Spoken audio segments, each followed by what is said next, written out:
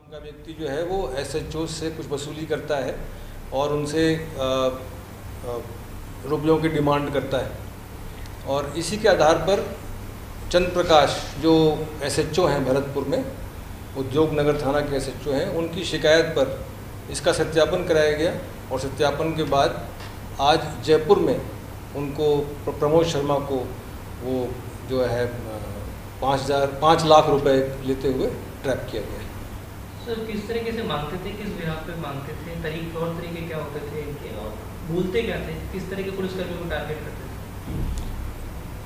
जो चंद्र प्रकाश ने शिकायत की है उसके अनुसार तो टेलीफोन से उनको ये कहा जाता था कि हमें इतने लाख रुपयों की आवश्यकता है, वो आप भिजवाइए और डीआईजी के नाम से वो मांग की जाती थी। इस बात का सत्यापन होने के बाद फिर इस ट्रैप को ऑर्गेनाइज किया गया। इस प्रकरण में डीआईजी की भूमिका सामने आई है? अभी इस स्टेज पर हम इस तरह की कोई बात नहीं कह सकते हैं क्योंकि प्रमोद शर्मा को गिरफ्तार कर लिया गया है, उनसे पूछताछ की जा रही है और पूछताछ में आगे जो भी स्थिति सामने आएगी वैसी ही कार्रवाई की जाएगी। सर प्रमोद शर्मा का बैकग्राउंड क्या है, करता क्या है ये व्यक्ति, क्योंकि अभी तक जो जानकारी में है ये जो डीआईजी का आवास है वहाँ से फ़ोन जाता था, फिर व्हाट्सएप नंबर पे कहा जाता था कि व्हाट्सएप नंबर पे आके बात कीजिए, संतरी बाकायदा कॉल करने के लिए बोलता था। किस तरीके से ये सब तफ्तीश का विषय है, धीरे धीरे ये बातें सामने आएंगी। जो बातें आप बता रहे हैं या जो बातें सामने आएंगी उन सब का सत्यापन होगा। यदि ऐसा कुछ होगा तफ्तीश में सामने आ जाएगा।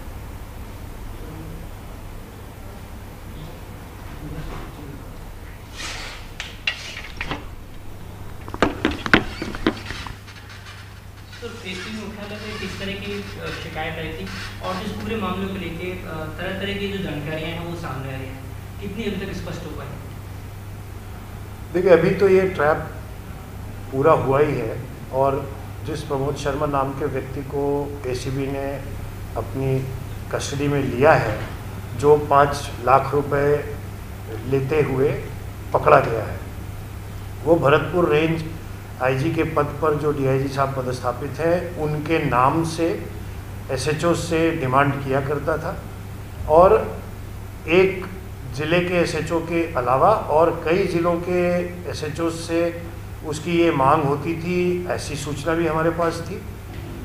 एक पर्टिकुलर एसएचओ ने इस चीज़ की शिकायत आगे आकर एसीबी को करी और उसके आधार पे ये कार्रवाई हुई है।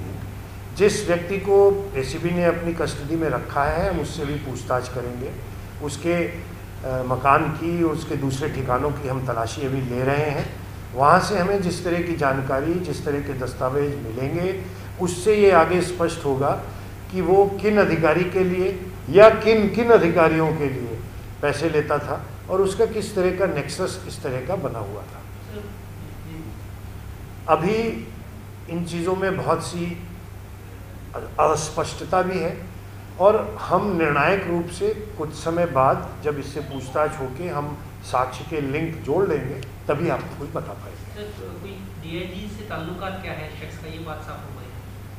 अब तक जो मिली है जानकारी उसके मुताबिक भरतपुर रेंज आईजी के आवास पर इसकी मौजूदगी रहती थी और वहाँ से जो सरकारी फ़ोन है उसके द्वारा भी उसने पुलिस अधिकारियों को फ़ोन किए हैं, उनसे बात करी है और उसके बाद वो अपने मोबाइल से बात करता था। भरतपुर रेंज आईजी के नाम से, उनके द्वारा काम कराने के नाम से वो पैसे मांगा करता था। और चलिए एक बार फिर